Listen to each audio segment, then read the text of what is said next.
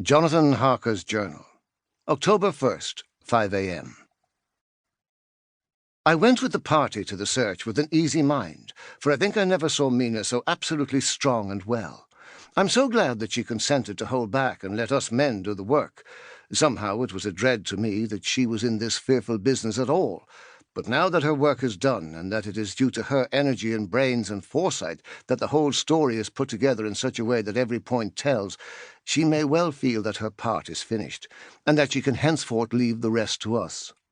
We were, I think, all a little upset by the scene with Mr. Renfield. When we came away from his room, we were silent till we got back to the study. Then Mr. Morris said to Dr. Seward, "Say, Jack, if that man wasn't attempting a bluff, he is about the sanest lunatic I ever saw. I'm not sure, but I believe that he had some serious purpose, and if he had, it was pretty rough on him not to get a chance." Lord Godalming and I were silent, but Dr. Van Helsing added, "Friend John, you know more lunatics than I do, and I am glad of it, for I fear that if it had been to me to decide, I would, before that last hysterical outburst, have given him free. But we live and learn, and in our present task we must take no chance. As my friend Quincy would say, all is best as they are." Dr. Seward seemed to answer them both in a dreamy kind of way. "I don't know but that I agree with you. If that man had been an ordinary lunatic, I would have taken my chance of trusting him.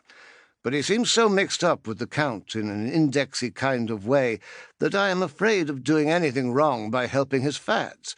I can't forget how he prayed with almost equal fervour for a cat, and then tried to tear my throat out with his teeth. Besides, he called the Count Lord and Master, and he may want to get out to help him in some diabolical way. That horrid thing has the wolves and the rats and his own kind to help him, so I suppose he isn't above trying to use a respectable lunatic. He certainly did seem earnest, though. I only hope we have done what is best. These things, in conjunction with the wild work we have in hand, help to unnerve a man."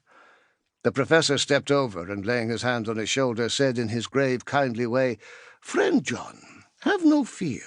We are trying to do our duty in a very sad and terrible case. We can only do as we deem best. What else have we to hope for except the pity of the good God?" Lord Godalming had slipped away for a few moments, but now he returned. He held up a little silver whistle as he remarked, "That old place may be full of rats, and if so, I've got an antidote on call." Having passed the wall, we took our way to the house, taking care to keep in the shadows of the trees on the lawn when the moonlight shone out. When we got to the porch, the professor opened his bag and took out a lot of things, which he laid on the step, sorting them into 4 little groups, evidently one for each. Then he spoke, "My friends, we are going into a terrible danger, and we need arms of many kind. Our enemy is not merely spiritual. Remember that he has the strength of 20 men, and that, though our necks or our windpipes are of common kind, and therefore breakable or crushable, his are not amenable to mere strength. A strong man, or a body of men more strong in all than him, can at certain times hold him, but they cannot hurt him as we can be hurt by him. We must therefore guard ourselves from his touch. Keep this near your heart."